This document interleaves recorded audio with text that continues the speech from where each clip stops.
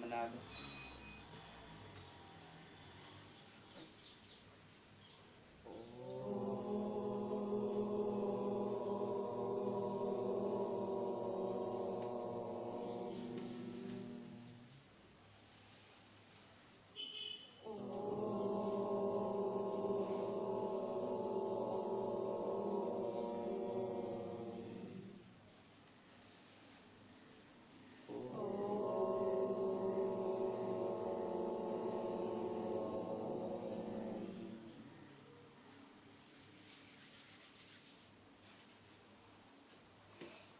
नमस्कार। श्री केशव केळवणी ट्रस्ट संचालित श्री सरस्वती विद्या मंदिर अमदावाद थी हूँ डॉक्टर नीरव शाह। આપણે ધોરણ 10 ના વર્ષ 19-20 ના વિજ્ઞાન વિષયના પ્રકરણ 9 આનુવંશિકતા અને ઉદ્વિકાસનો અભ્યાસ કરીએ છીએ। આનુવંશિકતા અને ઉદ્વિકાસ એ પ્રજનનની પ્રક્રિયા દ્વારા સજીવોમાં જે ભિન્નતા લિંગી અને અલિંગી પ્રજનનમાં જે ભિન્નતા જોવા મળે છે એમાં લિંગી પ્રજનનમાં ઓછી ભિન્નતા જોવા મળે છે, અરે અલિંગી પ્રજનનમાં ઓછી ભિન્નતા જોવા મળે છે અને લિંગી પ્રજનનમાં વધારે ભિન્નતા જોવા મળે છે, એનો આપણે અભ્યાસ કર્યો। અને એની સાથે સાથે પર્યાવરણીય પરિબળો જે છે એ પણ એના દ્વારા આ ઉત્તમ ભિન્નતાની પરિવર્તનની પસંદગી એ જૈવિક વિકાસ ક્રિયાનો આધાર બને છે। કારણ કે તમે કોકને તો પસંદ કરો જ છો ને, તો એ જે પસંદગી છે એ ઉત્તમ પસંદગી છે અને એના કારણે ભિન્નતા પણ જે થવાની છે એ પણ ઉત્તમ થવાની છે, બરાબર। હવે આપણે ભણવાનું છે આનુવંશિકતા, હેરિડિટી। આનુવંશિકતા પ્રજનનની ક્રિયાનું સૌથી મહત્વપૂર્ણ પરિણામ નવી સંતતિના સજીવોની સમાન ડિઝાઇન કે બંધારણ હોવું તે છે। પ્રજનનની ક્રિયા દ્વારા શું પરિણામ મળે? એનાથી તમને શું મળે? તો કે નવી સંતતિના સજીવો મળે અને એની ડિઝાઇન એક જ બીબામાંથી ડાળેલા હોય, એક બીબું બનાવેલું હોય, એની અંદર તમે પેલું ઉકાળેલું કોઈ પણ પ્રવાહી નાખો અને પછી થોડા વખત પછી ચોખ્ઠું મૂર્તિ તૈયાર થાય, તો કે આ બધી મૂર્તિ કેવી? તો કે લક્ષણો મોટા ભાગે સમાન ડિઝાઇન અથવા તો બંધારણ હોવું તે છે। આનુવંશિકતાના નિયમમાં આ પ્રક્રિયાનું નિર્ધારણ કરે છે કે જેના દ્વારા વિવિધ લક્ષણો પૂર્ણ વિશ્વસનીયતાની સાથે, આ શબ્દો અગત્યના છે, પૂર્ણ વિશ્વસનીયતાની સાથે વંશ પરંપરાગત આનુવંશિક બને છે। એટલે મેં કીધું ને, ઝઘડવાનું નહીં, કદાચ ભિન્નતા આવે તો। પૂર્ણ વિશ્વાસ, પ્રકૃતિમાં પૂર્ણ વિશ્વાસ હોય અને એના કારણે આપણે આ વંશ પરંપરાગત એ લક્ષણો, ઘણા છોકરાઓ જમવા બેસે ને તો આમ પલાઠી વાળીને આમ સાઈડમાં આમ ટેકો દઈને પછી આમ ખાતા હોય, પછી કોઈ પૂછે, બહારથી કોઈ આવેલું હોય તો એ પૂછે કે ભાઈ કેમ આવી રીતે બેસે છે એમ, તો કે દાદાએ આવી રીતે જ બેસતા હતા। એટલે એ લક્ષણ ક્યાંથી આવ્યું? દાદામાંથી। એ લક્ષણ ક્યાંથી આવ્યું? દાદામાંથી। તો જે પણ આવે છે એ કોઈ બહારથી આવતું નથી, તમારા જ પેઢીના કોઈ પ્રજાતિ એની અંદરથી જ એ લક્ષણો આવે છે અને કેટલીક કેટલીક પેઢીમાં એ લક્ષણ પ્રચ્છન્ન હોય છે, એને દબાઈ દેવામાં આવે, અથવા તો પ્રકૃતિ અથવા તો પર્યાવરણના અથવા તો જે આજુબાજુના જે લોકો હોય એના વાતાવરણ દ્વારા એનું એ લક્ષણ દબાઈ દેવામાં આવે, એની અંદર જે ટેલેન્ટ હોય એને દાબી દેવામાં આવે, નથી કરવાનું નથી કરવાનું નથી કરવાનું એમ કરીને. એ લક્ષણ એના પછીની અથવા તો બીજી ત્રીજી પેઢીમાં એ પ્રભાવી થઈને બહાર નીકળે, પ્રભાવી થઈને બહાર નીકળે એ પણ જરૂરી, એટલે એ પણ શક્ય છે. બરાબર. એકદમ ડફોડ મા બાપ હોય તો મા બાપ ક્યારેય ડફોડ નથી હોતા. બરાબર. પરિસ્થિતિ એવી હોય છે કે એ લોકો અભ્યાસ નથી કરી શક્યા અથવા તો એમને અનુકૂળતા નથી, તો આપણને એવું લાગે કે મારા મમ્મી પપ્પા તો અંગૂઠા છાપ છે, હું આટલો મોટો 10મા સુધી ભણ્યો. પણ કદાચ એવા ફેમિલી જે હોય એનું કોઈ બાળક એ સાયન્ટિસ્ટ બની જાય, શક્ય છે. કારણ કે પહેલાની પેઢીમાં એ સિમ્પલ વસ્તુ, આપણી કહેવત છે કુવામાં હોય તો જ હવાડામાં આવે, કુવામાં હોય તો જ હવાડામાં આવે. તમારા મા બાપમાં હોશિયારી છે, હતી, એટલે તમારામાં આવી. બાકી કોઈ ખાણ ખાવાની જરૂર નથી કહો હું મારા મમ્મી પપ્પા કરતા બહુ હોશિયાર, અમારા કુટુંબમાં તો કોઈ ડોક્ટર નહીં બન્યું, હું તો ડોક્ટર બન્યો. પણ તું તારા મા બાપનો એક અંશ છું, 10%. 100% એ 10% છું. 90% હજી એમનું તને મળ્યું નથી. એ 10% માંથી જે સારું હતું, જે શ્રેષ્ઠ હતું એ તને મળી ગયું છે, એટલે તું આ જગ્યાએ છે. બરાબર. તો આનુવંશિકતા, અને એમાં આપણને પૂર્ણ વિશ્વાસ હોવો જોઈએ કે આ બધું જે કંઈ છે એ પ્રકૃતિજન્ય છે, એમાં મારો તમારો કોઈ વાંક નથી. બરાબર. એટલે ઘરમાં કકરાટ લાવવો નહીં, વકીલોને પૈસા આલવાનો. તો આવો આનુવંશિકતાના આ નિયમોનો આપણે ધ્યાનપૂર્વક અભ્યાસ કરીએ. નિયમો તો બધી જગ્યાએ હોય જ, નિયમ તો હોય જ ને, નહીં તો ચાલે જ નહીં. તો આનુવંશિકતાના પહેલા નિયમ હે 9.2.1 આનુવંશિક લક્ષણો ઇનહેરિટેડ ટ્રેટ્સ.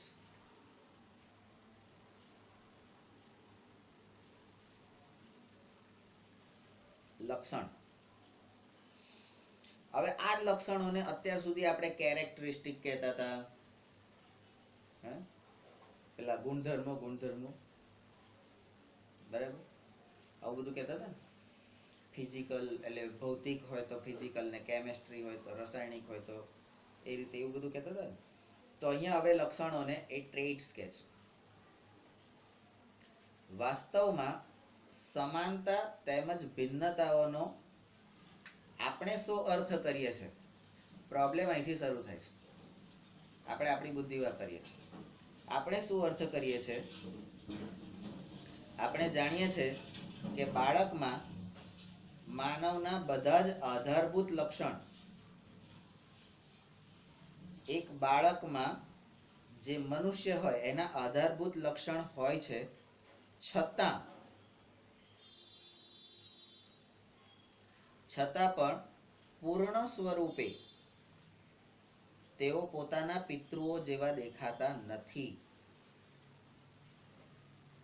100% એના બાપા જેવા લક્ષણ હોતા નથી, 100% એની માં જેવા લક્ષણ હોતા નથી. બરાબર. માનવ વસ્તીમાં આ ભિન્નતા સ્પષ્ટ દેખાઈ આવે છે. માનવ વસ્તીમાં ભિન્નતા સ્પષ્ટ દેખાઈ આવે છે. 100% કોઈ પોતાના, આપણે ત્યાં એવું કહેવાય છે, માં મુખો છોકરો, એટલે જેનું મોઢું એની મમ્મી જેવું હોય એને આપણે ભાગ્યશાળી કહીએ છીએ. અને બાપ મુખી છોકરી, એટલે જેનું મોઢું એના બાપ જેવું હોય એ છોકરીને આપણે ભાગ્યશાળી કહીએ છીએ. બરાબર. પણ જેના ઘરમાં એક જ હોય એને શું કરવાનું? 2-3 જણ હોય તો તમે કમ્પેરિઝન એ કરી શકો કે આ માં જેવી છે, એના બાપ જેવો છે, એના ફોઈ જેવો છે, એના દાદા જેવો છે, બા જેવો છે. પણ માનો કે એક જ હોય તો શું કરવાનું બોલો? તાકે તો પછી ભેગું કરો 50-50%. તો કે આમનામ 50-50% ના હોય, તાકે હોય. પણ અહીંયા આગળ તમે જુઓ, અહીંયા પહેલી જ આકૃતિમાં તમને બતાવ્યું છે એકના 2 થયા, એમાં થોડા થોડા લક્ષણો મળ્યા. બીજામાં બીજા 2 થયા, પણ એ બધા મૂળ લક્ષણો કોના હતા? આ ભાઈના હતા, સૌથી પહેલી પેઢીના. એટલે આપણે બધા ભગવાન મનુસ્મૃતિ અને માતા રતિ બ્રહ્માજીના જે સંતાનો છે એમના આપણે પુત્રો છે, બરાબર. આપણે કોઈ વાંદરામાંથી જન્મેલા નથી. વાંદરા વેડા કરીએ છે, પણ વાંદરામાંથી જન્મેલા આપણે એવા છે નહીં. પણ વિજ્ઞાન એને એ રીતે માને છે, આગળ આ જ પ્રકરણમાં આવશે, આપણી જે ઓરિજિનલ પ્રજાતિ એ આફ્રિકામાંથી આવેલી છે. એટલે આપણે આફ્રિકાના હતા, હપસી. તમે અત્યારે આફ્રિકાના લોકોને જુઓ કેવા કલર જાય, પૈસા પાછા છે ને, હા, એમાંથી આ ધોળા દૂધ જેવાના બધા કઈથી આવી ગયા? હા, બાર ભટકતા હશે એટલે ને, લોચાવાળો કેસ હશે ને. હે, કંઈક તો પ્રોબ્લેમ થયો છે ને, નહીં તો આ ધોળો કઈથી આવે? ઓરિજિનલ કાળામાંથી તો એ કાળું જ આવવું જોઈએ, આ ધોળો કઈથી આવ્યો? બરાબર. પણ એ ભિન્નતાઓ આવે છે એની અંદર. બે જે પાત્રો હોય છે, બે સજીવો હોય છે, એમના લક્ષણો, એમની પેઢીના લક્ષણો, પર્યાવરણીય પરિસ્થિતિ, સમય, સ્થાન, વાતાવરણ, આબોહવા, તાપમાન, સંજોગ, કેટલું બધું ભેગું થાય છે. એ બધું જ જ્યારે ભેગું થાય, એ બધાની અસર એ નવી પેઢી પર પડતી હોય છે, બરાબર. અને આપણે વેમમાં આવીએ, આ તો બધું આપણા લીધે, મેં કર્યું, તે કશું નહીં કર્યું, બરાબર. પણ આ ભિન્નતાઓ માનવમાં સ્પષ્ટ દેખાય છે. મેં કીધું એ પ્રમાણે તમે તમારા કુટુંબનો એક ચાર્ટ બનાવી દેજો. પહેલા બધાના નામ લખી દેવાના, આપણાથી શરૂ કરવાનું કે ભાઈ હું આ, બરાબર. મારો ભાઈ અથવા બેન તો આ બાજુ મૂકી દેવાના, બરાબર.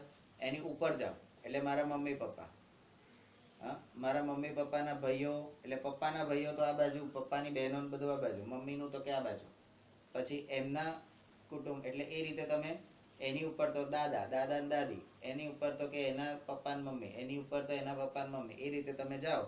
અને પછી જેમ જેમ ફોટા મળે એમ એમ ચોટાડતા જાઓ, બરાબર. તમને ખબર પડી જશે કે આપણામાં ઓરિજિનલ કોના લક્ષણ છે, બરાબર. પ્રવૃત્તિ 9.1.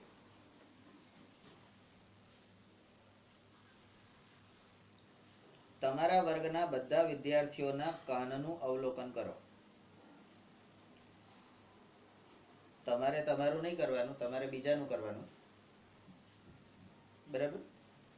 અને અત્યારે નથી કરવાનું. એવા વિદ્યાર્થીઓની નોંધ બનાવો જેમના કર્ણ પલ્લવ, જે માના પાલવમાં રહેતા હોય ને એવા કર્ણ પલ્લવ એટલે ઈયર લોબ, ઈયર લોબ એ સ્વતંત્ર છે. હા, મેં હમણાં જ કીધું કાનની જોડાયેલી બૂટ અને કાનની છૂટી બૂટ, બરાબર. સ્વતંત્ર એટલે છૂટી અને જોડાયેલી, આવા 2 પ્રકારના વિદ્યાર્થીઓ તમે બનાવો. અહીંયા આગળ તમને કાનની જોડાયેલી બૂટ આપેલી છે કે જ્યાં આગળ આ જોડાયેલી છે અને અહીંયા આ લબડતી છૂટી છે, બરાબર. હવે આ જે છે આ છૂટી છે, બરાબર. આ બૂટ છૂટી છે અને અહીંયા છે એ જોડાયેલી છે, બરાબર છે. તો એ તમારે 2 અલગ અલગ, તો એ રીતે આપણે ભાગ પાડી લેવાના, બરાબર. હવે આ છૂટી વાળી આ જોડાયેલી વાળી જોડે જોડાય, તો તમારું મિશ્રણ કેવું થાય? કાં જોડાયેલા બધા હોય, કાં છૂટા વાળા હોય. જે પ્રભાવી હોય એવા થાય, જે સમયે જેના લક્ષણ પ્રભાવી હોય એવા થાય, બરાબર. જેના ઘરમાં મમ્મીનું ચાલતું હોય એના છોકરાઓમાં લક્ષણ બધા મમ્મીના જ આવે, અને જેના ઘરમાં પપ્પાને ચાલતું હોય એના ઘરમાં લક્ષણ બધા મોટા ભાગે પ્રભાવી લક્ષણો જે હોય એ પપ્પાના જ આવે. બરાબર. કોક જ મારા જેવા હોય ડાયા કે બંને બાજુના હરખે ભાગે લઈ લે. સારું સારું જેટલું હોય ને એટલું લઈ લેવાનું. આગળ મારું નિર્માણ થતું ને ત્યારે મને ખબર હતી કે આપણે આમથી એ સારું લેવાનું છે ને આમથી એ સારું લેવાનું, એટલે મેં છે ને બંને બાજુથી આવી રીતે ખેંચી લીધું હતું સારું સારું. અને બે બાજુથી સારું લીધું હોવા છતાં મારામાંથી મેં સ્વયં ડેવલપ કર્યું ખરાબ તત્વ.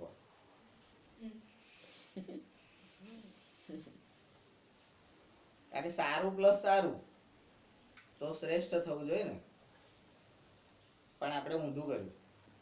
નવ સર્જન. બરાબર. તો કાનની જોડાયેલી બૂટ અને સ્વતંત્ર બૂટ, આવું એક ઉદાહરણ તમે લઈ શકો. 9.2 એમાં જોઈ શકો છો તમે. જોડાયેલા કર્ણપલ્લવ વાળા વિદ્યાર્થીઓ તેમજ સ્વતંત્ર કર્ણપલ્લવ વાળા વિદ્યાર્થીઓની ટકાવારીની ગણતરી કરો. પ્રત્યેક વિદ્યાર્થીના કર્ણપલ્લવના પ્રકારને તેમના પિતૃઓ સાથે મળીને જુઓ. બરાબર. તમારા બાપાઓના કાન જઈને આમ મચેડવાના. પપ્પા જોડાયેલું છે, બુથ્થું છે, છૂટું છે. હે મમ્મીને જોવાની, મમલી. હે બરાબર. એક વાર પ્રયત્ન કરી જોવાનો, પપ્પા કે મમ્મીનો કાન પકડી જોવાનો. પછી જે થાય મારી કોઈ જવાબદારી નહીં. બરાબર. મૂળ સારો હોય તો પ્રેમ મળે, નહીં તો ધોકા મળે. બરાબર. પણ કંઈક તો મળશે ચોક્કસ. મા બાપ પાસેથી હંમેશા આપણને મળે જ, એ લોકો આપણું લે નહીં. આ અવલોકનોના આધારે કર્ણપલ્લવ વંશાવલી અને આનુવંશિકતાના સંભવિત નિયમની સમજૂતી આપો. છુટ્ટી બૂટવાળી પેઢી અને જોડાયેલી કાનની બૂટવાળી પેઢી, તો આ બધી પેઢી કઈથી આવી? તો કે અહીંથી આવી. આ બધી કઈથી આવી? તો કે અહીંથી આવી. હે પણ છેવટે આપણે બધાય જો આખી મનુષ્ય જાતિ, શબ્દો બરાબર સાંભળજો અને મગજમાં ઉતારવાની કોશિશ કરજો. બરાબર. આખી મનુષ્ય જાતિ જો એક જ માતા પિતા મનુસ્મૃતિ અને માતા રતિના સંતાનો હોય તો આપણે બધા કોણ થયા એકબીજાના? બોલો બોલો બોલો. આપણે બધા કોણ થયા એકબીજાના? ભાઈ બહેન થયા ને, કાકા બાપાના પૂર્યા ને. હે પણ એ કાકાના બાપાના પૂર્યા પાછા અંદર અંદર લગ્ન કરે. પાછા કે આ તો જુદું ગોળ છે ને, આ તો જુદું ગોત્ર છે ને, ફલાણું છે ને ઢીકણું છે. પણ એ બધા ગોત્રો ભેગા કરતા કરતા જાઓ ઉપર. આપણામાં ઘણા લોકોના ગોત્ર આવશે કશ્યપ ગોત્ર. તો ભગવાન મનુસ્મૃતિ બ્રહ્માજીના સંતાનો હતા, એમાં એક કશ્યપ ઋષિ હતા. અને કશ્યપ ઋષિની જે પેઢીઓ થઈ, એ પેઢીની પેઢી પેઢીની પેઢી પેઢીની પેઢી પેઢીની પેઢી, એ બધા જે છે કશ્યપ ગોત્રના લોકો છે. બરાબર. મનુસ્મૃતિ વાળા છે તો એ જુદા છે, પેલા છે તો એ જુદા છે. પણ છેવટે તો બધા કાકા બાપાના પૂર્યા. તો પછી લગ્ન થાય એવું કરાય? શરમ નથી આવતી તમને લોકોને કોકની છોકરી જોડે લગ્ન કરતા? નહીં કરવાનું હો આપણે. હા, આખી જિંદગી કુંવારા મરી જવાનું. તારે શું પેલો ટેન્શનમાં આવી ગયો, હારું મારે શું કરવું? માંડ માંડ નક્કી પૂછ. તો છેવટે આપણે બધા એ છે, પણ આપણે પ્રકૃતિના નિયમનું પાલન કરીએ છીએ.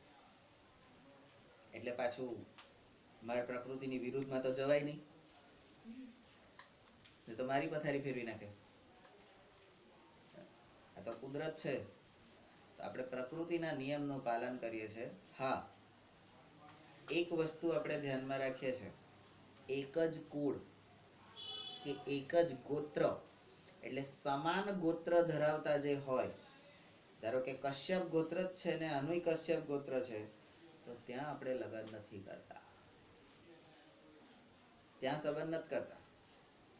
જોઈએ છે ભાઈ આ કસુંબાણું છે, આ કશ્યપ છે, આ બલિયાણું છે, બરાબર, જે અલગ અલગ છે ત્યાં આપણે સંબંધ કરીએ છીએ. નહીં તો કુળ અને ગોત્ર જો સેમ સેમ હોય અને તઈ આવું બધું કરે તો લોચા પડી જાય. પણ તમે જુઓ મુસલમાનો એ કરે છે, પણ શું કરે છે? તો પિતૃ પેઢી અને માતૃ પેઢી એનું એ પણ એ જોવાનું. મામા છોકરી છે, નાનેથી મોટી થઈ ત્યાં સુધી મેં એને ભાણી કીધી છે, અને મોટા થઈને એ જ ભાણીનું મામા જોડે લગ્ન થાય.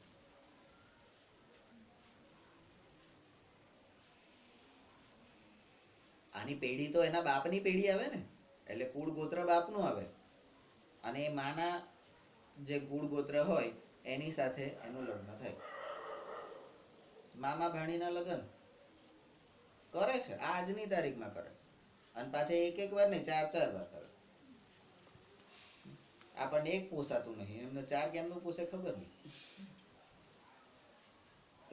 એટલે આપણે જ્યારે સંબંધ જોડીએ છીએ ત્યારે આ બધું કુળ અને ગોત્ર, હું ઘણી વખત વારંવાર તમને પૂછું છું તમારું કુળ ગોત્ર કયું એ આપણને ખબર હોવી જોઈએ, બરાબર? તો એ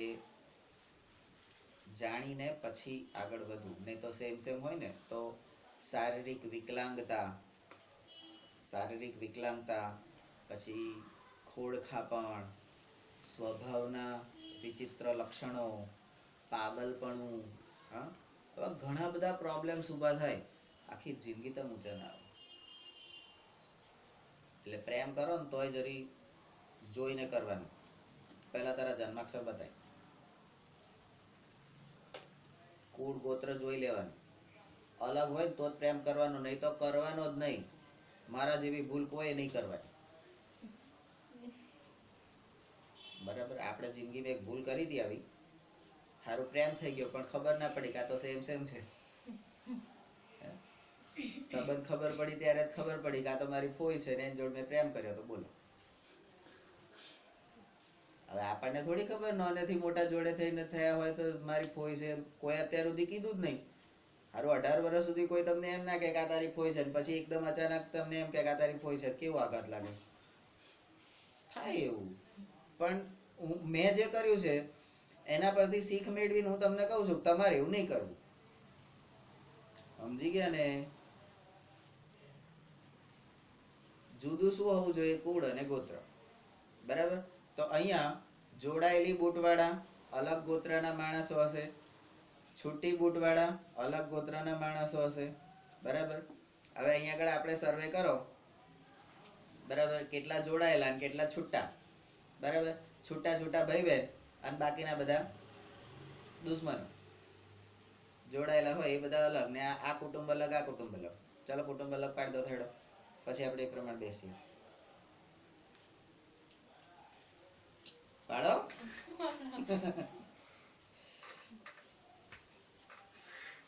ચલો આકૃતિ 9.2 મુક્ત કર્ણ પલ્લવ. મુક્ત એટલે છૂટું, અને 9.2 નો બી એમાં જોડાયેલા કર્ણ પલ્લવ. કાનના તલસ્થ ભાગને, કાનના તલસ્થ એટલે તળિયાના છેલ્લા ભાગને કર્ણ પલ્લવ કહે છે. જે આપણા કેટલાકના શીર્ષ એટલે માથું,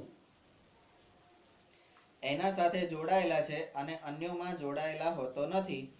મુક્ત અને જોડાયેલા કર્ણપલ્લવ એ બે વિવિધતા માનવ વસ્તીમાં જોવા મળે છે.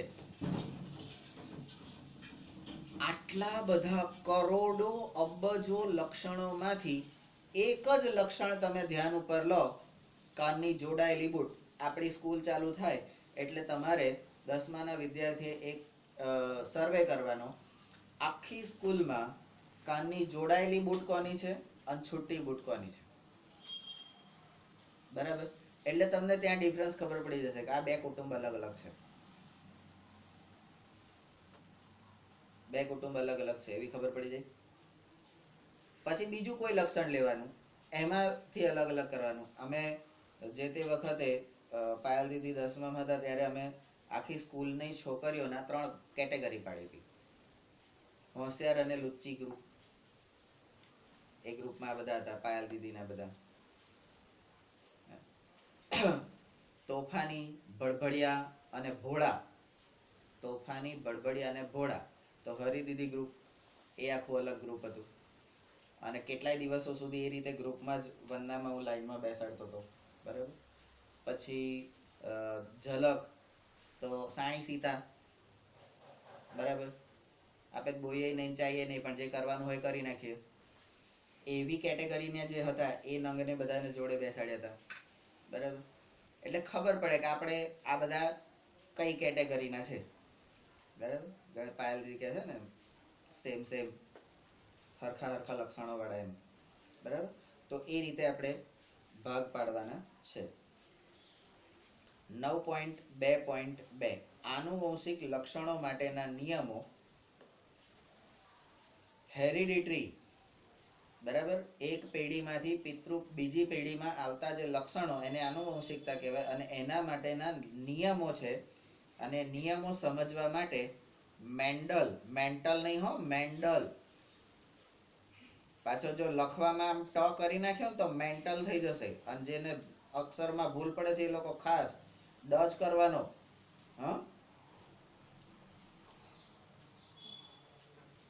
Rules for the inheritance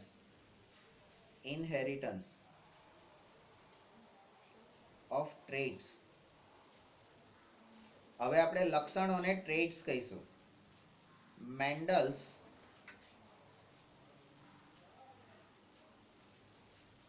contribution.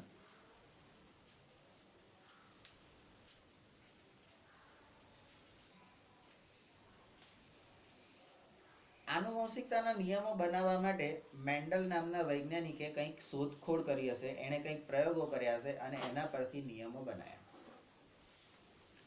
માનવમાં લક્ષણોની આનુવંશિકતાના નિયમો કઈ બાબત ઉપર આધારિત છે? તો કે એ બાબત ઉપર આધારિત છે કે માતા તેમજ પિતા બંને સમાન પ્રમાણમાં, બરાબર. તમારા લક્ષણ જે હોય ને, તમે જેવા છો એવા, સારા ખરાબ નાલાયક જે બી હોય, એના માટે બંને જવાબદાર છે. માતા અને પિતા બંને સમાન પ્રમાણમાં આનુવંશિક પદાર્થનું, આનુવંશિક પદાર્થ એટલે આનુવંશિક પદાર્થ એટલે કોણ? તો કે આ ડીએનએ, બરાબર. એનું સંતતિ એટલે કે બાળકમાં સ્થળાંતર કરે છે, બરાબર. એ લોકો તમારા આમ નાખી દે પછી કે સાલા મારી કુખે પથરો પાક્યો હોત તો સારું. અલી ઓ, આ તમારામાંથી જ આવેલું છે, કઈ હું બહારથી કશું લઈને નહીં આવ્યો, બરાબર. પોતે જાતે પોતાની જાતને ખરાબ ના કે એટલે આપણને ખરાબ કહી દે, એવું થોડી ચાલે. કોઈ દાડા કહેતા નહીં હોય ને તો પછી પથરા પડશે. હા, તો આનુવંશિક પદાર્થનું એ સ્થળાંતર કરે છે મા બાપ પોતાના સંતાનોમાં. કેમનું કરે છે એ તો ખબર પડી ગઈ ને, પ્રજનન દ્વારા. પેલા 2 કોષ નાના નાના, પેલું શુક્ર અને અંડકોષ, હા, એટલે બરાબર. પેલો વિશાલ ને તરત આમ આનંદ થઈ ગયો, ચલો પ્રજનન પાછું ભણવાનું. એનો અર્થ એ છે કે પ્રત્યેક લક્ષણ એ પિતા અને માતાના ડીએનએ થી, પિતા અને માતાના ડીએનએ થી પ્રભાવિત હોઈ શકે. આ આનુવંશિક પદાર્થ જે છે એ કોણ છે? ડીએનએ. આમ પ્રત્યેક લક્ષણ માટે પ્રત્યેક સંતતિમાં 2 વિકલ્પ હોય છે, બરાબર. તમારી પાસે 2 વિકલ્પ હોય છે. તમને ભગવાન બી ચોઈસ આપે છે, બોલ મમ્મી જેવા થવું, પપ્પા જેવા. હે, એ વખત તમે ઉપર જે કહીને આવ્યા હોય ને એવા થાવ.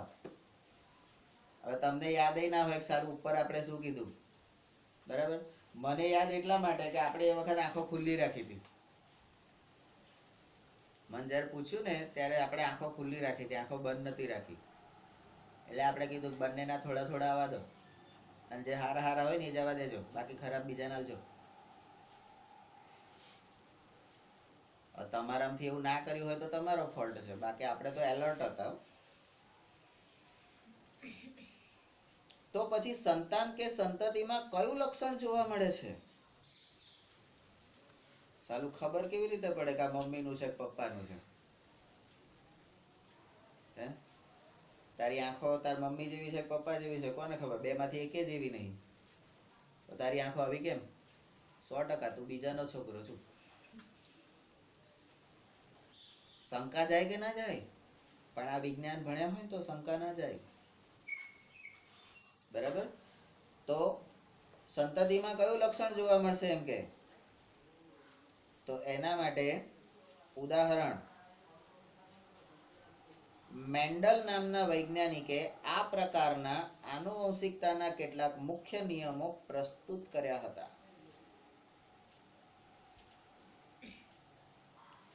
તેમના પ્રયોગો વિશે, હવે આ મેન્ડલ ભાઈના પ્રયોગો, બરાબર, કયો વૈજ્ઞાનિક શું કરે છે? કેટલાક વૈજ્ઞાનિકો ખાલી પોતાના વિચારો, ખ્યાલો રજૂ કરે. જેમ 9મા ધોરણમાં આવ્યું હતું, એરિસ્ટોટલના ખ્યાલ, ગલગલિયાના પ્રયોગો, ગલગલિયો એટલે ગેલેલિયો, બરાબર, અને ન્યૂટન ભાઈએ બધાની સાબિતી આપી દીધી, પરિણામ. પેલા એ વિચાર રજૂ કર્યો, પેલા એની પર પ્રયોગો કર્યા, પેલા એ પ્રયોગો આધારિત એને સાબિતી આપી અવલોકનના આધારે કે ભાઈ આમની વાત આમ છે. એરિસ્ટોટલ થી ન્યૂટન સુધી 300 થી 400 વર્ષનો ગાળો તમારો પસાર થયો, ત્યારે વિજ્ઞાને ગતિ અને બળના નિયમો આપ્યા. એનો વિચાર કોને આવ્યો? તો પેલા એરિસ્ટોટલને. ગલગલિયો એટલે ગેલિલિયોએ શું કર્યું? તો એની પર થોડા થોડા પ્રયોગો કર્યા, આમ કર્યા, તેમ કર્યા, આવું આવું હોઈ શકે, આવું આવું હોઈ શકે. એને અંદાજ બાંધ્યો, એને કોઈ નિયમ ના આપ્યો. નિયમ કોણે આપ્યો? એટલે આપણે જે અત્યારે ભોગવીએ છીએ એ પહેલાની કેટલીક પેઢીઓએ આપેલું છે, એ ભોગવીએ છીએ, અને આપણે આપણા પછીની પેઢીને કંઈક સારું આપીને જવાનું. આ જ પ્રકૃતિનો નિયમ, બરાબર. આનુવંશિકતાનો પણ આ જ નિયમ છે, બરાબર. તો કે મેન્ડલ નામના વૈજ્ઞાનિકે પ્રયોગો કર્યા, અને એમના પ્રયોગો વિશે જાણવું અત્યંત રોચક છે કે તેમણે લગભગ શતાબ્દીથી પણ પહેલા કર્યા હતા. શતાબ્દી. આ મેન્ડલ ભાઈએ આ આનુવંશિકતા માટેના પ્રયોગો ક્યારે કર્યા? 100 વર્ષ પહેલા, બરાબર. અને એમણે કોની પર પ્રયોગો કર્યા? મિનિટ્સ જોતો રહેજો ભાઈ. 33. આ મેન્ડલ ભાઈએ પ્રયોગો કર્યા, અને પ્રયોગો કોની પર કર્યા? તો નંબર 4, આ મેન્ડલે વટાણાના છોડ ના અનેક વિરોધાભાસી લક્ષણોનો અભ્યાસ કર્યો, અને જે સ્થૂળ સ્વરૂપે દેખાઈ આવે, એટલે નરી આંખે જે દેખાય, વટાણાના છોડમાં જે નરી આંખે દેખાય એવા સ્થૂળ લક્ષણોનો એને અભ્યાસ કર્યો, અને એમાં એને ઘણી બધી વિવિધતા જોઈ. ઉદાહરણ તરીકે, હવે એને શું જોયું આની અંદર? તો કે ગોળાકાર બીજ, એટલે બીજના પ્રકાર એને જોયા. 5 નંબરમાં એક બીજના પ્રકાર જોયા, તો કે ગોળાકાર બીજ અને ખરબચડા બીજ, 2 પ્રકારના બીજ એના ધ્યાનમાં આવ્યા. પછી બીજું, તો કે ઊંચો છોડ અને નીચો છોડ. એક છોડ ઊંચો હતો, એક છોડ નીચો હતો. પછી કે છે સફેદ પુષ્પ ધરાવતા અને જાંબલી પુષ્પ ધરાવતા.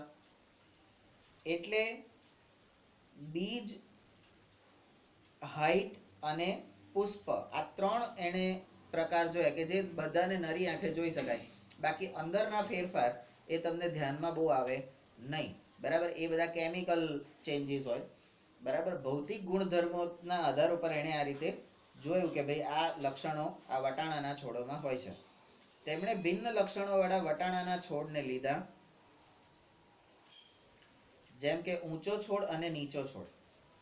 બરાબર. હવે આ ઊંચો છોડ છે, બરાબર, અને આ નીચો છોડ છે. એ બેયનું સંકરણ કર્યું. આની અંદરથી લીધા અને આની અંદરથી લીધા, એનું સંકરણ કરી અને એણે એક નવી પેઢી બનાવી. તેનાથી પ્રાપ્ત બાળ પેઢીમાં ઊંચા તેમજ નીચા છોડની ગણતરી કરી.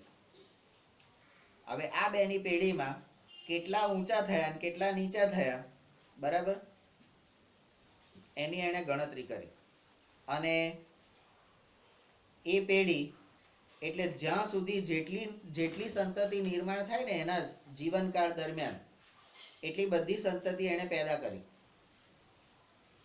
બરાબર. એવું નહીં કે 1 બસ ને 2 બસ ને 3 બસ ને 4 બસ ને એવું કશું નહીં. બરાબર. જય સુધી જેટલા પેદા થાય એટલા કર્યા. બરાબર. તો એને જોયું કે ભાઈ ઊંચાની ગણતરી કરી અને નીચાની ગણતરી કરી. તો મેન્ડલભાઈ નામના વૈજ્ઞાનિક છે, એમણે વટાણાના છોડ ઉપર પ્રયોગો કર્યા અને એમાં બીજના આધાર ઉપર, ઊંચાઈના આધાર ઉપર અને પુષ્પના રંગના આધાર ઉપર એમણે એનું વર્ગીકરણ કર્યું. અને એમાંથી ઊંચો અને નીચો છોડ લઈ અને એમણે એની સંતતિ નિર્માણ કરીને એમાં ઊંચા નીચા છોડની ટકાવારીની ગણતરી કરી. પ્રથમ બાળ પેઢી એટલે F1માં કોઈ પણ છોડ મધ્યમ ઊંચાઈના ન હતા. એટલે કાં તો ઊંચા હતા કાં તો નીચા હતા, મીડિયમ વાળા કોઈ નતા. બરાબર. એટલે ભિન્નતા નથી, એટલે ઓછી હતી એમ. બધા જ છોડ ઊંચા હતા. એટલે અહીંયા આગળ તમને આકૃતિ આપેલી છે. એણે કોનું સંકરણ કર્યું? તો ઊંચા છોડ અને નીચા છોડ. તો એના બધા સંતાનો ઊંચા જ નીકળ્યા, એકે નીચા થયા જ નહીં. લોચો. મારા બધા છોકરા, તારું એકાદ લક્ષણ તો આવું જ જોઈએ ને. એકે નીચો કેમ ના થયો? બધા ઊંચા જ કેમ થયા? એમાંય વાંધો. એટલે બધા ઊંચા થયા સારું. કોક દાડો જરૂર પડશે તમને ખભે લઈને ફરશે, આમ કશું ઊંચું જોવું હશે તો. પણ ના, તો એમાંય વાંધો. બરાબર. તો કે છે આનો અર્થ એ થાય કે બે લક્ષણોમાંથી એક જ પિતૃ લક્ષણ એ જોવા મળે છે. બરાબર. એટલે અહીંયા પ્રભાવી કોણ? પિતૃ લક્ષણ. પિતૃ પેઢી પ્રભાવી. બરાબર. આ બંને લક્ષણોની મિશ્ર અસર પણ જોવા મળતી નથી. બે ભેગા થયા તો મિશ્રણ થવું જોઈએ ને. ના ઊંચું ના નીચું, તો મધ્યમ કક્ષાના પણ થવા જોઈએ ને. અલા નીચું નહીં આવ્યું તો પછી મધ્યમ કક્ષાના તો કઈ જાય, એવું કોઈ જોવા મળ્યું નહીં. બરાબર. એટલે પહેલી પેઢીમાં શું થયું? તો બધા ઊંચા. બરાબર. હવે પછીનો પ્રશ્ન એ થાય કે શું F1 પેઢીના બધા જ છોડ એ પોતાના પિતૃઓની જેમ ઊંચા છોડ પૂર્ણ રીતે સમાન હતા? આ F1 પેઢીના બધા જ જે ઊંચા છોડ હતા એ પિતૃ પેઢી સાથે પૂર્ણ રીતે સમાન હતા એમ કે? તો કે એના માટે આ મેન્ડલના પ્રયોગોમાં 2 પ્રકારના પિતૃક લક્ષણો ધરાવતા છોડ તેમજ F1 પેઢીના બધા જ છોડ એ સ્વપરાગનયન દ્વારા ઉગાડવામાં આવ્યા હતા. સ્વપરાગનયન, આપણે પરાગનયન ભણી ગયા ને પ્રજનનની પ્રક્રિયામાં, તો એમાં સ્વપરાગનયન દ્વારા એ ઉગાડવામાં આવ્યા હતા. બરાબર. એટલે એક જ મા બાપના સંતાનો થયા ને. સ્વપરાગનયન, પોતાની જાતે જ એક જ પુષ્પમાં એ વસ્તુ થાય. બરાબર. બહારથી કશું આવે જ નહીં. ચલો. પૈતૃક પેઢીના છોડથી પ્રાપ્ત થતી બધી જ સંતતિ પણ ઊંચા છોડની હતી, પરંતુ F1 પેઢીના ઊંચા છોડની બીજી પેઢી એટલે કે F2 પેઢીના બધા છોડ ઊંચા હોતા નથી. હવે આ બે માંથી કોઈ પણ એક લીધો, બધા ઊંચા હતા ને એમાંથી કોઈ એક લીધો એટલે બધા ઊંચા લીધા. બરાબર. તો એમાં કે છે બધા જ ઊંચા નતા. F2 પેઢીમાં બધા ઊંચા નતા. બરાબર. એટલે કે તેમાંના 1/4 સંતતિ નીચા છોડની હતી. 1/4. 4 છોકરા હોય તો એમાંથી 3 ઊંચા અને 1 નાનો. 3 મોટા એટલે 3 ઊંચા અને 1 નાનો નીચો. બરાબર? એ રીતે 1/4 હતી. બરાબર? તો હવે બધા ઊંચા હતા. આખા કુટુંબમાં બધા જ લોકો ઊંચા. મમ્મી ઊંચી, પપ્પા ઊંચા, બધા ઊંચા. એમાંનો એક છોકરો વામન કેમ? હે? 4 ભાઈ બહેન હોય તો 4 ભાઈ બહેન માંથી 3 જણા ઊંચા ને 1 નાનો બટકો. એવું કેમ? તો કે એ થયું અહીંયા. આ દર્શાવે છે કે F1 પેઢીનો છોડ F1 પેઢીના છોડ દ્વારા ઊંચા તેમજ નીચાપણાના બંને લક્ષણોનું વહન થયું. આ લક્ષણ કઈથી થયું? તો કે F1 પેઢીને મૂળ પિતૃ પેઢીમાંથી ઊંચા ને નીચા એવા બંને લક્ષણો થોડા થોડા મળ્યા હતા. પણ એમનામાં ઊંચા લક્ષણ પ્રભાવી હતા એટલે એ બધા ઊંચા થયા. પણ એમની અંદર નીચા લક્ષણો હજી જીવિત છે. અનુકૂળ પરિસ્થિતિ પ્રાપ્ત થતા એ નીચા લક્ષણોનું પણ વહન થયું અને આમાં 3 ઊંચા ને 1 નીચો આ રીતે પર્સન્ટેજ આયા. બરાબર? નંબર 19. પરંતુ માત્ર ઊંચાપણાનું લક્ષણ જ વ્યક્ત કે અભિવ્યક્ત થઈ શક્યું હતું. બરાબર? અહીંયા પણ પ્રભાવી લક્ષણ કયું? બીજી પેઢીમાં પણ ઊંચાપણાનું. નીચાપણાનું લક્ષણ એટલું પ્રભાવી નહોતું. આમ લિંગી પ્રજનન કે પરફલન દ્વારા ઉત્પન્ન થનાર સજીવોમાં કોઈ પણ લક્ષણની બે પ્રતિકૃતિ એટલે ઝેરોક્સ અથવા તો 2 કારકો હોય છે જે આનુવંશિકતામાં વહન પામે છે. કારણ કે લિંગી પ્રજનનમાં 2 સજીવો ભેગા થાય છે એટલે એમાં 2 પ્રતિકૃતિ હોય. કાં એના મમ્મી જેવો, કાં એના પપ્પા જેવો. અને એના માટે પરિબળો એ પણ 2 પ્રકારના હોય છે. બરાબર? પિતૃ પેઢી અથવા માતૃ પેઢી. આ બંને એક સમાન હોઈ શકે. બંને લક્ષણો પ્રતિકૃતિ એટલે ઝેરોક્સ એક સમાન હોઈ શકે. આપણે જુડવા કહીએ છે ને, કેટલીક વખત જુડવા હોય છે ને, એક સાથે 2 જોડિયા. બરાબર? એક જ વખતમાં કામ પૂરું. હે? 2 છોકરા જોઈતા હતા, એક જ વખતમાં જુડવાઈ ગયા એટલે પૂરું ને. હવે ફરી માથાકૂટ નહીં. બરાબર? ચાલે કે ના ચાલે? ટ્રાય કરવા શું જાય છે? હું કહું એવું કરજે તો થશે. 22. અથવા તો બંને ભિન્ન પણ હોઈ શકે. બંને સરખા પણ હોઈ શકે ને બંને જુદા. ઘણી વખત એવું હોય જુડવા છોકરા હોય પણ બેયના લક્ષણ જુદા જુદા હોય, દેખાવ જુદા જુદા હોય. બરાબર? એક ઉત્તર હોય તો એક દક્ષિણ હોય. બરાબર? તમે પેલું ધૂમ 3 પિક્ચર જોયું હશે. ધૂમ 3. આમિરભાઈ, ખાનભાઈ. હે? આમ દેખાય કેવા? બે સરખા, સેમ પણ અલગ અલગ જુઓ તો એક થોડો લૂઝ દિમાગનો હતો ને એક ઇન્ટેલિજન્ટ હતો. એટલે એકનો સ્ક્રૂ ટાઈટ હતો અને એકનો ઢીલો હતો. બરાબર? તો એ રીતે સરખા પણ હોઈ શકે અને ભિન્ન પણ હોઈ શકે, જે તેમના પિતૃઓ પર નિર્ભર કરે છે. બરાબર? તમારા છોકરા કેવા થયા એ તમારા પિતૃઓ અને તમારા પર આધાર રાખે છે.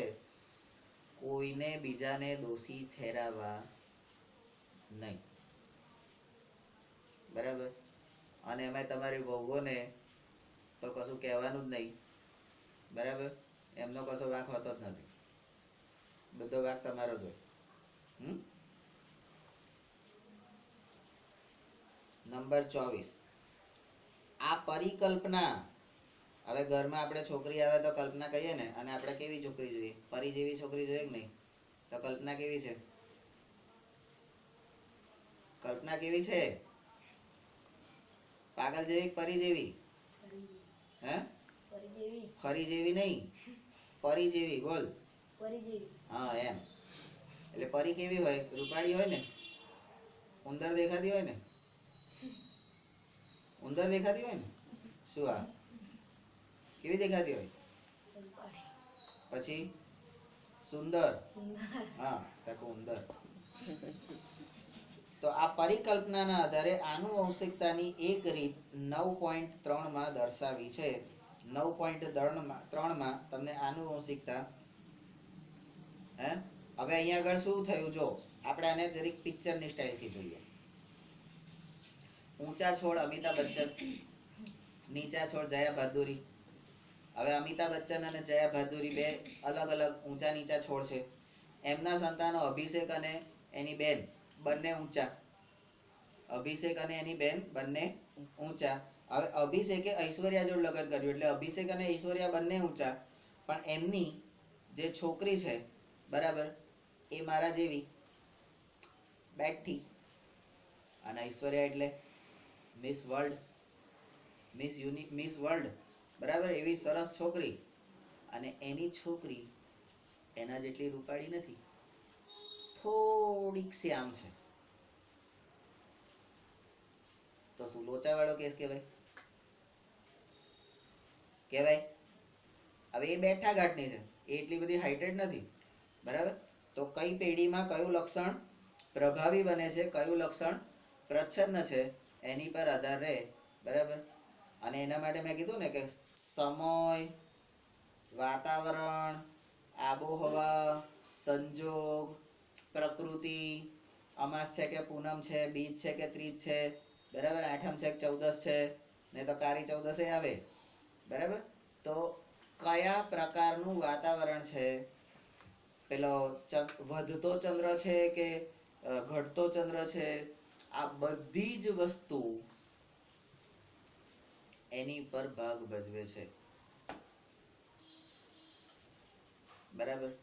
એટલે આ બધું તોફાન કોણ કરે છે? પેલા ભાઈ. અને આપણે એમ સમજીએ મેં કર્યું, એવું ના હોય બરાબર. ચલો પ્રવૃત્તિ 9.2 આકૃતિ 9.3 માં આપણે પ્રયોગ કરીએ છીએ, જેનાથી એ સુનિશ્ચિત થાય છે કે F2 પેઢીમાં વાસ્તવમાં કેપિટલ ટી એટલે ઊંચા છોડ અને કેપિટલ ટી અને સ્મોલ ટી એ નાના, એક મોટો એક નાનો, અને બંને નાના સ્મોલ ટી એનું સંયોજન એટલે એનો ગુણોત્તર 1:2:1 નો ગુણોત્તર પ્રમાણ પ્રાપ્ત થયું. નંબર 25. આ પ્રવૃત્તિમાં કેપિટલ ટી તેમજ કેપિટલ ટી સ્મોલ ટી બંને ઊંચા છોડ છે, જ્યારે માત્ર ટીટી એટલે સ્મોલ ટી ધરાવતો નીચો છોડ છે. બીજા શબ્દોમાં કહીએ તો કેપિટલ ટી એકલા છોડને ઊંચા બનાવવા માટે પર્યાપ્ત છે, જ્યારે નીચાપણા માટે સ્મોલ ટી ના બંને વિકલ્પ કારકો જોઈએ બરાબર. આપણે કહીએ ને કે ભાઈ એક્સ અને વાય તો છોકરો, પણ બંને એક્સ મળે તો જ છોકરીનો જન્મ થાય. બંને એક્સ મળે તો જ છોકરીનો જન્મ થાય. બંને વાય વાય મળે તો લોચો થાય. બંને વાય વાય મળે તો લોચો થાય. અને બંને વાય તો મળે જ નહીં, કારણ કે આ બાજુથી તો તમને એક્સ જ મળવાનું છે, કારણ કે અહીંયા એક્સ એક્સ છે અને આ બાજુ એક્સ વાય છે. એટલે આ બાજુથી તો જે મળશે એ એક્સ જ મળશે. આ બાજુથી તમને એક્સ મળ્યું તો છોકરી અને વાય મળ્યો તો છોકરો બરાબર. એટલે એના માટે તમારા ઘેર છોકરો આવ્યો કે છોકરી આવી, એના માટે જવાબદાર કોણ? તો ના લાયકો તમે, કારણ કે વાય તમારે હાલવાનો છે, એ તો તમને એક્સ જ હાલવાની છે બરાબર. વાય તમારે હાલવાનો છે એટલે તમારા પાપે ઘરે છોકરો છોકરી આવશે, એનું નામ દેવાનું નહીં. સાલી બધી છોકરીઓ જણ કરે છે, છોકરો એકે હાલતી નહીં, મારો વંશ કેવી રીતે આગળ વધે? તો ઘોડા તારામાં ડિફોલ્ટ છે, એનામાં નહીં બરાબર.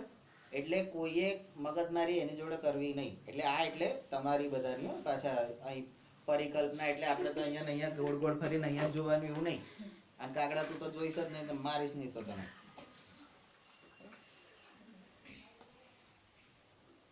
હવે કેપિટલ ટી ધરાવતા લક્ષણને પ્રભાવી લક્ષણ કહે છે. મેં કીધું ને કે જેનો પ્રભાવ વધારે હોય, જે ઘરમાં જેનું ચાલતું હોય છોકરા એના જેવા હોય. બરાબર? મમ્મીનું ચાલતું હોય છોકરા મમ્મી જેવા હોય, પપ્પા જેવું ચાલતું હોય પપ્પા જેવા હોય. બરાબર? એટલે એવું છે. હવે જ્યારે જે લક્ષણ સ્મોલ ટી સાથે સંકળાયેલ હોય તેને અપ્રભાવી કે પ્રચ્છન્ન લક્ષણ કહેવામાં આવે છે. મેં કીધું ને પ્રભાવી અને પ્રચ્છન્ન. આકૃતિ 9.4 માં કયું લક્ષણ પ્રભાવી અને કયું લક્ષણ પ્રચ્છન્ન છે એ તમને 9.4 માં અહીંયા બતાવ્યું છે. બરાબર? અહીંયા પી અને પી, અહીંયા પરફલન બે અલગ અલગ અસ્તિત્વ ધરાવતા છે, પણ એમાંથી આ પર્પલ કલર વાળું એ પ્રભાવી છે, તો છોકરું કેવું થશે? પર્પલ કલરનું. એના બધા છોકરા તો એમાંથી 3 પર્પલ કલરના, કારણ કે પ્રભાવી લક્ષણ હજી આ છે, પણ થોડું મમ્મીનું આવ્યું. બરાબર? તો અહીંયા આ 3:1 નો ગુણોત્તર થયો. 3:1 નો ગુણોત્તર થયો. કારણ શું? તો આપણે બધા પિતૃપ્રધાન પરિસ્થિતિ એટલે પિતૃપ્રધાન સમાજમાં જીવીએ છીએ. અહીંયા આપણે બાપ મહત્વનો છે, એટલે બાપનું નામ વધારે મહત્વનું છે.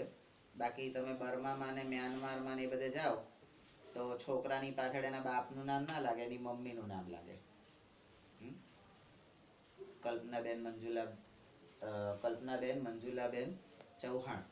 બરાબર? એ રીતે નામ તમારું લખાય. બરાબર? આપણે અહીંયા પિતૃપ્રધાન છે એટલે આપણે દક્ષેશભાઈ ને અશોકભાઈ ને એવું બધું લખાતું હોય. બાકી ત્યાં આગળ જાઓ તો તમે મમ્મીના નામે જ ઓળખાવ. બરાબર? હવે જ્યારે વટાણાના 2 છોડમાં એક વિકલ્પી જનીન યુગ્મના સ્થાને 2 વિકલ્પી જનીન યુગ્મનો અભ્યાસ કરવા માટે સંકરણ કરવામાં આવે તો શું થાય? હવે આ પહેલો જે પ્રયોગ થયો ને એમાં આપણે ઊંચાઈ લીધી, એટલે એક જ વિકલ્પ લીધો. બરાબર? હવે આપણે 2 વિકલ્પ લઈએ છીએ.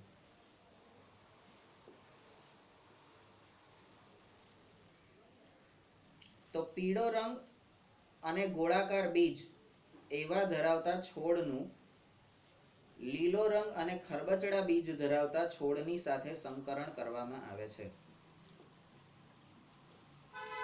પેલું ડાભી ચૌહાણ સોડા પરમાર આ બધું જુદું જુદું સંકરણ કરવામાં આવે ને, આ એવું અહીંયા સંકરણ કરવામાં આવે છે. બરાબર? હવે જુઓ તમારો પીળો રંગનું શું થાય. હવે એકનો રંગ પીળો, એકનો રંગ લીલો. એકના બીજ ગોળાકાર સરસ લીસા અને એકના મારા જેવા ખરબચડા. બરાબર? આ 2 પેઢીનું એટલે આ 2 માતા પિતાનું સંકરણ કરવામાં આવે છે, તો પ્રાપ્ત સંતતિ કેવી હશે? એમના છોકરા કેવા હશે? બરાબર? નંબર 34. F1 પેઢીના બધા જ છોડ, પહેલી પેઢીના બધા જ છોડ એ પીળા રંગના અને ગોળાકાર બીજ ધરાવતા હશે. કેમ? તો કે ભાઈ પહેલો છોકરો જે હોય ને એ વખતે બાપનો પ્રભાવ જરી વિશેષ હોય. હું તન પરણીને લાવ્યો છું, તન તો કોઈ લેવાય નતું આવતું, હું લેવા આવ્યો છું. બાપો આમ પ્રભાવી હોય. એટલે શરૂઆતમાં અમારા માતાઓ જે હોય ને એ બધી એમ, આ ભાઈ હમણાં ચરબી કરી લે થોડોક ટાઈમ, તારે 2-3 વર્ષ ચરબી કરવાની, પછી તો આ બધું બાપનું જ છે એટલે મારું જ છે એમ કે. અને પછી બીજું જે સંત એટલે પહેલો છોકરો હોય ને બાપ જેવો હોય આમ, પછી બીજો તો કે એના થોડાક બાપના લક્ષણો હોય, થોડાક એની મમ્મીના લક્ષણો આવે, કારણ કે ત્યાં આગળ સેટલમેન્ટ ચાલતું હોય, એડજસ્ટમેન્ટ. અને ત્રીજો હોય ને સમજી લે અને મમ્મી જેવો જ હોય, કારણ કે ત્યારે મમ્મીનો પ્રભાવ જોરદાર હોય. સાંભળો છો? તમને કીધું ને બજારમાં જઈને શાક લઈ આવો, અને આઈને તરત પછી ગાડી લઈને મુન્નાને સ્કૂલેથી લેવા જવાનું છે, અને ત્યાંથી લઈને એને આવો ત્યારે ચંપાને તમારે ટ્યુશનથી પણ ઘેર લેતા આવવાનું છે. બરાબર? અને આવતા છે ને બજારમાંથી મારા માટે પણ કંઈક લેતા આવજો, કારણ કે આજે હું કશું ખાવાનું બનાવવાની નથી, કારણ કે મારી તબિયત સારી નથી. શું થાય છે લી તને? બસ મને આજે મારા ઘરની યાદ આવે છે. અલી તારા ઘરની યાદ આવે છે તો એમાં ખાવા નહીં બનાવવાની, એમાં તબિયત એની બગડી જાય. પણ ત્યાં કરવું જ પડે, નહીં તો ખાવા ના મળે હાથે. પ્રભાવી પેઢી થઈ ગઈ, બરાબર. તો હવે પછીના સંતાનો બધા કેવા હશે? એમના જેવા. હે, શરૂઆતમાં તો હું ઓમ ને તું ઓમ ને, પછી કે આપણે તો આમ. હે, વાણિયાભાઈ જેવું નીચી મૂછ, પહેલેથી જ મગજમારી જ નહીં, બરાબર. તો F1 પેઢીના બધા જ કેવા નીકળ્યા? તો પીળો રંગ અને લીસા, પીળો રંગ અને ગોળાકાર બીજવાળા, બરાબર. આમ પીળો રંગ અને ગોળાકાર બીજ એ પ્રભાવી લક્ષણ થયું, બરાબર. પરંતુ F1 પેઢી સંતતિના જે છોડ એના વચ્ચે સ્વફલનથી, એટલે F1 પેઢીના જે પીળો રંગ અને ગોળાકાર બીજ હતા ને, હવે પીળો રંગ અને ગોળાકાર બીજ ધરાવતા એ બે છોડનું સંકરણ કર્યું. એમાંથી કઈ પેઢી આવી? તો કે એમાંથી F2 પેઢી આવી, એની અંદર સંતતિ પ્રાપ્ત થઈ. તો એમાં શું થયું? તો કે આ મેન્ડલભાઈએ એવું કીધું, મેન્ડલ દ્વારા કરવામાં આવેલા પહેલા પ્રયોગના આધારે આપણે કહી શકીએ કે F2 પેઢીના સંતતિના કેટલાક છોડ એ પીળા રંગના અને ગોળાકાર બીજ ધરાવતા હતા, અને કેટલાક છોડ એ લીલા રંગના અને ખરબચડા બીજ ધરાવતા હોય. પણ એ લીલા અને ખરબચડા વાળા થોડાક ઓછા હોય. પરંતુ F2 પેઢીની સંતતિના કેટલાક છોડ એ નવું સંયોજન અભિવ્યક્ત કરે છે. ના મમ્મી જેવા ના પપ્પા જેવા, ના મમ્મી જેવા ના પપ્પા જેવા કેટલાક છોડ એવું સંકરણ થાય. તો કે એમાં શું થાય? તો કે પીળો રંગ ખરબચડા બીજ, લીલો રંગ ગોળાકાર બીજ, ક્રોસ કનેક્શન થયું. તો આવા થાય ત્યારે શું? તો કે આ મારું નોય, આ મારું નોય. તો કઈથી આવ્યું ભાઈ? તમારે બે માંથી જ ભેગું થયું છે, બહારથી કશું નથી આવ્યું, બધું તમારે બે માંથી જ ભેગું થયું છે, બરાબર.